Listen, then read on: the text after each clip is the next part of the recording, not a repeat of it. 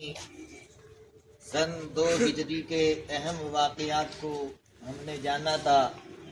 کہ سن 2 ہجری میں ہی نماز عید الفطر عیدگاہ میں ادا کی گئی۔ اسی سال روزے اور زکوٰۃ کی فرضیت کا حکم نازل ہوا اور اسی سال مولائے کائنات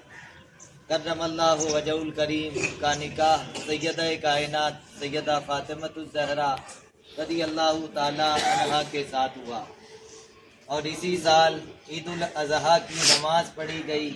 اور حضور علیہ الصلوۃ والسلام نے 2 مینڈے قربانی میں ذبح کیے۔ یہ 2 ہجری کے اہم واقعات تھے، اور اسی طرح غزوہ بدر کا معرکہ بھی پیش آیا، جس کو اللہ تعالیٰ کی مدد اور نصرت سے مسلمانوں نے فتح کیا اور اسلام کو ایک نئی زندگی ملی، عروج ملا، اور کفار کو شکست اور ہزیمت کا سامنا کرنا پڑا۔ لیکن کفار چونکہ چپ بیٹھنے والوں میں سے نہیں تھے، اپنی ہار کا بدلہ لینے کی انہوں نے ٹھان رکھی تھی، اور اپنے رؤوسا کا جو قتل ہوا تھا معرکہ بدر میں، اس کا بدلہ لینے کے لیے وہ بہت جلدی میں تھے۔ اسی وجہ سے 3 ہجری میں ایک اور غزوہ پیش آیا جسے غزوہ احد کے نام سے جانا جاتا ہے، جو احد کی پہاڑی کے قریب واقع ہوا، اور احد کی پہاڑی کو اللہ کے رسول صلی اللہ علیہ وسلم سے محبت کرنے والے پہاڑوں میں شمار کیا جاتا ہے۔ حضور علیہ الصلوۃ والسلام، سیدنا ابوبکر صدیق، سیدنا عمر فاروق اور سیدنا مولائے کائنات مولا علی مشکل کشا کرم اللہ وجہ الکریم کے ساتھ جب تشریف لے گئے تو احد پہاڑ متزلزل ہو گیا، تو حضور علیہ الصلوۃ والسلام نے اس کو ٹھوکر ماری، اے احد ٹھہر جا، تجھ پر 1 نبی، 1 صدیق اور 2 شہید ہیں۔ تو اس لیے احد کی عظمت اور بھی کئی گنا ہے، اس وجہ سے کہ حضور علیہ الصلوۃ والسلام نے بھی اسے پسند فرمایا۔ پھر یہ معرکہ اسی کے دامن میں ہوا تو یہ غزوہ اسی کے نام سے مشہور ہو گیا۔ اب اس میں مسلمان 1000 تھے اور کفار کی تعداد 3000 تھی۔ تو یہ احد کا معرکہ ہوا 3 ہجری میں، اور 3 ہجری تک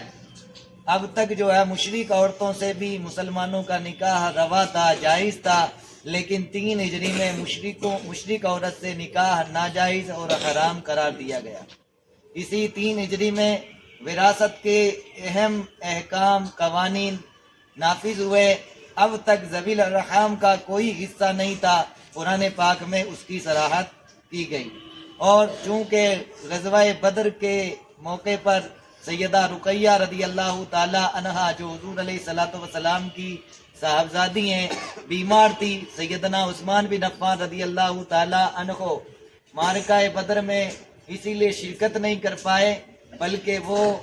ان کی تیمارداری کے لیے مدینہ منورہ میں ہی روکے گئے حضور علیہ الصلوۃ والسلام کی طرف سے۔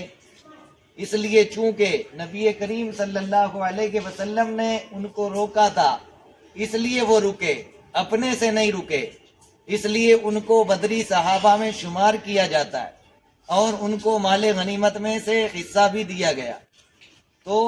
جس وقت غزوہ بدر فتح ہوا اسی وقت میں سیدہ رقیہ کا انتقال ہوا،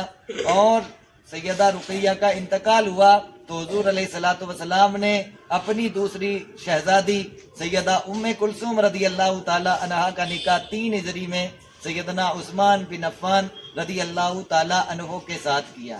اسی لیے سیدنا عثمان بن عفان رضی اللہ تعالی عنہ کو ذو النورین کہا جاتا ہے، کہ 2 نور والے، ایک نور رقیہ کی صورت میں عثمان کو ملا، ان کے پردہ کرنے کے بعد سیدہ ام کلثوم سے نکاح ہوا، اس وجہ سے ان کو ذو النورین کہا جاتا ہے، سیدنا عثمان بن عفان رضی اللہ تعالی عنہ کو۔ اور اسی سال سیدنا امام حسن مجتبی علی جدہ و علیہ السلام کی ولادت 15 رمضان کو ہوئی۔ تو اس لیے ہمیں ان